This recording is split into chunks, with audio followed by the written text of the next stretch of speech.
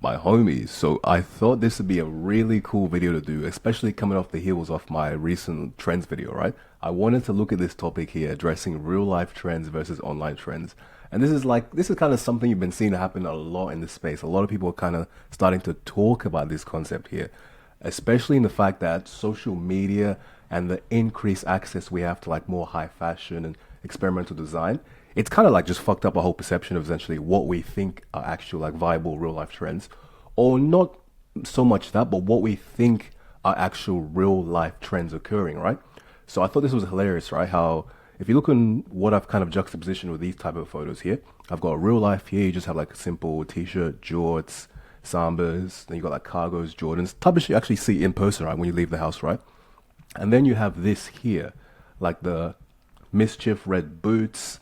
And this I thought was hella funny, right? Because if you go on TikTok, if you watch some YouTube, you see some guys talking about like mob wife aesthetic or like eclectic grandpa or like academia. And it's like, bro, these are not actual trends, guys. Like, do not fall for the hype. Like, I don't know about you guys, but like, I do not be walking out and seeing mob wives everywhere, bro. Like, this is not actually like a thing. And same with this mischief red boots thing. This was strictly an online, kind of like a dick measuring contest between like social media influencers and like fashion motherfuckers, you know? None of this was actually happening in real life. But another good example of this is back to Opium Core. If you guys kind of remember Opium Core, right? This was like a big trend that happened about a year ago, I think. And practically you would see this type of styling everywhere, right? Like, you know, the who's that dude, bro? I don't be listening to that music. Like Destroy Lonely, like all that type of shit, right? Those black on black, like real like avant-garde, crazy type of fashion, right? The opium core. And if you were chronically online, you probably thought this was actually like a trend really happening out there in the streets, right? But again, if you leave your house and go outside, no motherfucker is wearing shit like this. Like nobody is wearing shit like this, right? Like, did you actually see anyone wearing stuff like this? This is like another example I found on TikTok of just some, I don't even know what this is, right? And I don't make this video to shit on these aesthetics because I'm not saying these looks here are bad or corny or anything, right? Because I say this all the time, right? Fashion is just a self-expression of your personality, your identity, and your like interests and everything. And I think that's beautiful. I generally think if you like to dress this way, good on you. But don't look at this from the outside in and think that this is something that don't fall for the hype and try to chase trends thinking this is something that people actually be wearing, right? If you want to wear this on your own just because you like the style, then go ahead, right? I think this is interesting in the sense that if we have people dressing like this, like it just raises interesting conversations, you know, and just makes a good world for everyone. But what kind of dictates these trends when we're talking about like real life trends versus online trends, right? Because we're so interconnected now on a global scale, most of the fashion trends, to be honest, I really think are set through social media, right? Primarily, I'm going to say TikTok and Instagram. Like gone are the days where sort of fashion items or trends were strictly arise from like these niche communities that were kind of predicated on like your locality, like where you are, or some type of shared, let's say like passion or something like that, you know? Kind of think about it like back to like in skate parks where if you were sort of riding or hanging around like a certain skate park, right, people in that sort of skate park tend to maybe wear a specific type of Converses or like to style their jeans in a specific type of way. So that's where the trend kind of arised from, like from those specific niche communities, predicated on locality, like predicated on where you actually resided, like your actual local destination, right? But when I say these two social media platforms dictate the trends, right? Honestly, TikTok has been a big heavy hitter recently. Coming up in the last like what 3 years or so, I really think TikTok has made its mark on fashion space because TikTok essentially gives a very rapid turnover with trend cycles, like because of short form content and the kind of demographic that absorb and consume the type of content. The trends we're seeing come out from TikTok, right, are coming in just as quick as they're coming out. But also, these trends are being rapidly adopted just as quick as they come in. Like it generally feels like as soon as you see a trend on TikTok, suddenly everyone's suddenly wearing. Like, you know, you can kind of start to feel left out, a bit of FOMO with TikTok, which I think is also a psychological thing that causes people to really fall for the hype and fall for these type of online trends, you know, thinking that everyone, just FOMO. It just, you fall for the FOMO, right?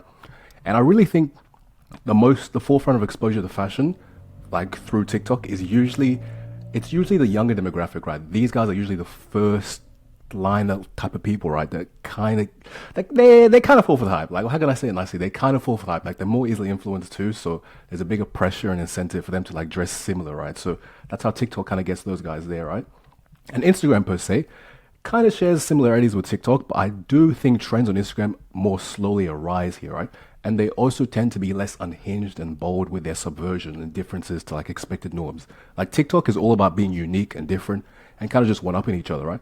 Whereas Instagram is more so it kind of more so celebrates sticking to the norm and staying mainstream with your fashion, right? Like Instagram tends to be a bit more conservative in that regard. And I also do highlight that Instagram, right? Any ongoing trend that's already picking up traction on Instagram tends to explode even more. So Instagram is more of like a good reflection, a snapshot of the current fashion zeitgeist. And thirdly, when I say this is more so like high fashion runways, like that type of shit, right? So we have the two social media platforms here which dictate the trends, and then the third aspect is going to be runways and high fashion. So I think this, like high fashion runways or that type of shit, I think this really dictates the styles and trends that the masses will see, right? This is ultimately kind of like the real creative trends in the fashion space. Because there's a really interesting dynamic, right, between social media and actual like actual fashion, right? Like, high fashion runways and stuff, right? Because I really think social media can be kind of like reactionary or commentary to the stuff that comes about in these high fashion runways, right? Like think about when Balenciaga do some really crazy off the walls type of shit, and then you start to see the influencers on social media adopt those styles and push those trends heavy. But then this dynamic can also be seen vice versa, or like reversed, if you know what I'm trying to say. Because I've also seen in the space where social media influencers or just the general masses on social media would tend to pick up on a trend, start dressing a certain way, and then the fashion designers will start to analyze that and then start to adopt what they see as popular already, right? So it's interesting dynamic, like it works in both regards. But how do you actually know what's worn on the internet and what's worn outside the internet? Like, how do you know what's actually like real life type fashion and what's like online type fashion? The biggest key factor by far has to be your location. Has to be your location. Like where you live will greatly affect your perception of what you think is like an online internet brand and what you think isn't, right? Because if you really think about it, for instance, right? If you live in New York versus living in a place like Alice Springs, I know most of you guys are Americans, right? So you guys don't even know where this is, but like, shout out my Australian guys. Anyone in Australia knows exactly where this place is, right? Like a small country town. But living in New York will greatly affect what you think is actually a real trend versus what you think is an online trend versus what dudes in like Alice Springs might think is like an actual real trend, right? So if you think about this, right? We can generally say like Tim's are pretty much like a globally accepted trend, like even outside of New York, right? In most metropolitan cities, like people will say, well, people will look at Tim's and kind of say that's a pretty valid trend, right? But if you're in Alice Springs, maybe the trend be these, like maybe these are the trends right here. So you might be looking at Tim's. If you live in Alice Springs, you might be thinking like, that's an online trend, because I mean, look at this. This is what you know. This is what you know. So not me roasting Alice Springs here, guys. I actually worked here for like 11 months, like as like a locum pharmacist here. So, that's why this is like, this place is so dear to me, right? Like shout out Alice Springs, right? But you guys kind of know what I'm trying to say. And it's in essence, like the location where you live really dictates this. And I say this in my comments, right? Because people be sort of, whenever I talk about trends, right, or say anything particularly, people always like to point out how in my area, no one wears this, or where I go to, everyone wears this and that. So then they try to refute my comments of what I think are trends because of what they see in their locality, which goes back to the whole thing of how do you actually know what's worn outside the internet, what's worn in real life. It's all unique perspective based off your own life experiences. So you might look at something and not tend to agree with it just because of what you've seen actually being done in your city, right? So there's nothing necessarily wrong with trends or following trends or anything like that, right? Because I really think when you adopt trends, it leads to experimentation, and then that leads to finding your personal style.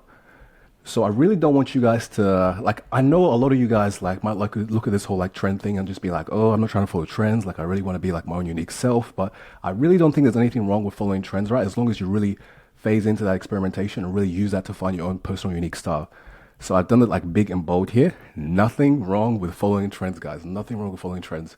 So I really want you guys to kind of look into how you can absorb more type of fashion styles and really expose yourself to more type of things, because honestly, I think following trends and staying up to date with what's happening in the fashion space is just another fun hobby. Like it's another fun thing to do. I don't know. I might have paid out following trends like maybe 200 videos ago. Like someone don't come up here and clip me, guys, and say I'm like talking shit. But like I generally think there's nothing wrong with following trends, so long as you're using that to kind of transmute and find your own style. And if you're having trouble finding your style, like it's something you do struggle with, you really want it to enhance your attractiveness and get more clients or really get your brand authority on point, your personal branding. You feel free to book a call with me. Link in the description. But other than that, guys, that's gonna be it. I'll see you guys later.